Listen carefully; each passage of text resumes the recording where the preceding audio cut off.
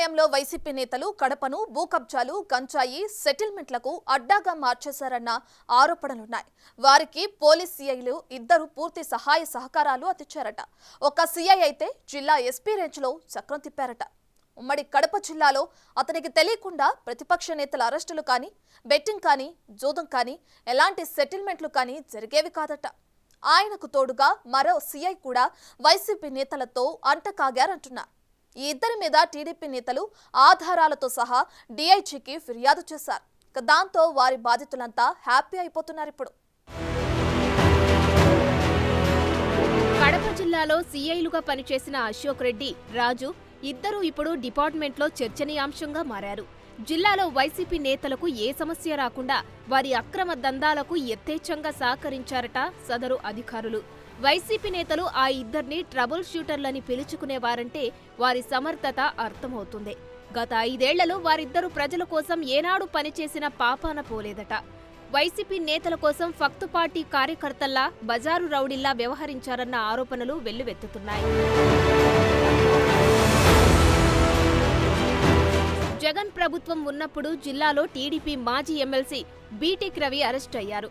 ఆ టైంలో CI Ashok Reddy over యాక్షన్పై ప్రస్తుత అనకాపల్లి ఎంపీ సీఎం రమేష్ అప్పట్లో బహిరంగంగా విమర్శలు గుప్పించారు. గత 5 ఏళ్లలో టీడీపీ టార్గెట్ చేసినట్లు ఎవరూ చేయలేదన్న టాక్ ఉంది.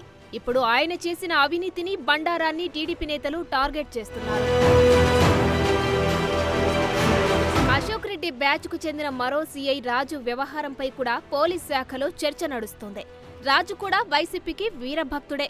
మున్సిపల్ ఎన్నికల సందర్భంగా రాజు రాయచోటిలో ఉన్నప్పుడు టీడీపీ నేతలు నామినేషన్ దాఖలు చేస్తే ఎన్నికల అధికారి కార్యాలయంలోనే వాటిని ఆయన చింపివేశారు. నామినేషన్ పత్రాలను రాజు చించుతున్న దృశ్యాలను టీడీపీ నేతలు ఫోన్లో చిత్రీకరించారు. రాయచోటి మున్సిపల్ ఎన్నికల్లో రాజు ప్రదర్శించిన స్వామి భక్తి నచ్చి ఆయన్ని తర్వాత లక్కిరెడ్డిపల్లెకు, తర్వాత అక్కడి నుంచి పులివెందుల ట్రాన్స్ఫర్ చేయించుకున్నారు. వైసీపీ నేతలు ఏం చెప్పినా నోరెత్తకుండా చేసిన అశోక్ రెడ్డి, రాజులపై డీజీపీకి టీడీపీ నేతలు ఆధారాలతో సహా ఫిర్యాదు చేశారు. మరోవైపు కడప నగరంలోని రాజారెడ్డి వీధిలో పోలీస్ పెట్రోల్ బంక్ వద్ద ఉన్న పోలీస్ స్థలాన్ని డిప్యూటీ మేయర్ అనుచరులకు లీజుకు ఇవ్వడం వివాదాస్పదంగా మారింది. ఆ స్థలంపై అప్పటికే న్యాయస్థానంలో వివాదం నడుస్తోంది. అయినా దానిని లీజుకు ఇచ్చారు. లీజుకు తీసుకున్న దానికంటే అదనంగా స్థలం ఆక్రమించి ఎలాంటి అనుమతులు లేకుండా నేతల అక్రమ కట్టడాలు నిర్మించారు. దానికి అశోక్ రెడ్డి పూర్తి స్థాయిలో సహకరించారట. అశోక్ రెడ్డి కడపలో పనిచేసినప్పుడు వైసీపీ నేతలకు ఎంత పెద్ద సమస్య వచ్చినా సరే చిటికెలో సెటిల్ చేసేవాడనే పేరుంది. ఆయన కడప చిన్న చౌకుతో పాటు రూరల్ సీఐగా పనిచేశారు. అప్పట్లో వైసీపీ నేతలకు చెందిన ఎన్నో ఇష్యూలను, ఎన్నో వివాదాలను అశోక్ రెడ్డి సెటిల్ చేశారంటారు. ఏ పని అప్పచెప్పినా కూడా అశోక్ రెడ్డి తనదైన స్టైల్లో సెటిల్ చేసేవాడట. చిన్న చౌకు ఇతర ప్రాంతాల్లో సెటిల్మెంట్లు, గంజాయి తదితర దందాలకు సంబంధించి అతనిపై పెద్ద ఎత్తున ఫిర్యాదులు వచ్చాయి. అశోక్ రెడ్డి పేరుకే సీఐ అని అతను జిల్లాలో ఎస్పీ రేంజ్లో చక్రం తిప్పారట. అశోక్ రెడ్డి హయాంలో ఎస్పీగా అన్బురాజన్ పనిచేశారు. ఎంపీ అవినాష్ రెడ్డి, కడప మేయర్ సురేష్ బాబు, అప్పటి డిప్యూటీ సీఎం అంజాద్ బాషా, ఎమ్మెల్యే రవిరెడ్డితో పాటు ఇతర చిన్న చితక వైసీపీ నేతలతో కూడా అశోక్ రెడ్డి అంటకాగారు. ఎస్పీ అన్బురాజన్ను డమ్మీని చేసి ఆడించారంటారు. ఉమ్మడి కడప జిల్లాలో డీఎస్పీల పోస్టింగ్ నుంచి సీఐలు, ఎస్ఐలు ఇలా ఎవరూ బదిలీ కావాలన్నా, ఎవరు ఎక్కడికి వెళ్లాలన్నా కూడా అశోక్ రెడ్డి గ్రీన్ సిగ్నల్ ఇస్తేనే జరిగేదని చెబుతుంటారు. అప్పట్లో పోలీసులు కూడా పోస్టింగ్ కోసం పొలిటికల్ నేతల కన్నా అశోక్ రెడ్డి ప్రాపకం కోసం పాకులాడేవారంట. అశోక్ రెడ్డి కడపలో పనిచేసే సమయంలో ఆయనపై పెద్ద ఎత్తున ఆరోపణలు వచ్చాయి. ఎన్నికలకు ముందు అతను స్పెషల్ బ్రాంచ్లోకి వెళ్లిపోయారు.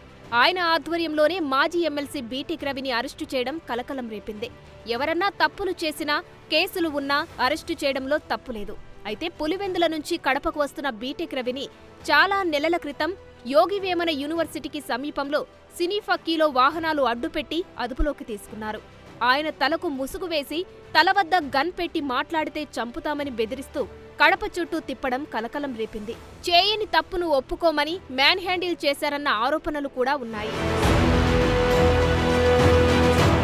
జిల్లాలో సీఐలు అశోక్ రెడ్డి, రాజు వ్యవహరించిన తీరుపై టీడీపీ నేతలు డీఐజీకి ఫిర్యాదు చేశారు. అశోక్ రెడ్డి ఆధ్వర్యంలో జరిగిన పోలీస్ స్థలం అడ్డగోలు లీజు విషయాన్ని టీడీపీ పొలిట్ బ్యూరో సభ్యుడు, కడప ఎమ్మెల్యే మాధవిరెడ్డి భర్త శ్రీనివాసరెడ్డి కొద్ది రోజుల క్రితం డీజీపీ ద్వారకా తిరుమలరావు దృష్టికి తీసుకెళ్లారు. తాము డిపార్ట్మెంట్ స్థలాలు లీజుకు ఇవ్వమని, అది ఎలా జరిగిందంటూ డీజీపీ ఆశ్చర్యం వ్యక్తం చేసినట్లు చెబుతున్నారు. దీనిపై కూడా ఇప్పుడు విచారణ జరగనుంది. దాంతో సీఐల వ్యవహారం పోలీస్ శాఖలోనే హాట్ టాపిక్ గా మారింది. కడప ఎమ్మెల్యే మాధవిరెడ్డి ఎన్నికలకు ముందు నియోజకవర్గంలో 8 నెలల పాటు వీధి వీధిన ఇంటింటికి ఎన్నికల ప్రచారానికి తిరిగారు.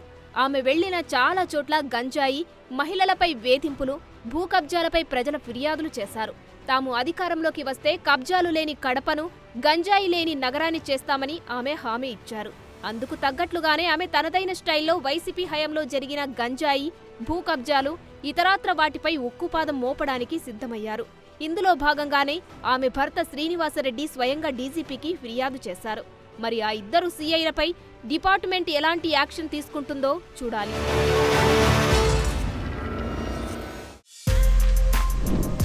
For more videos like this, subscribe Big TV channel.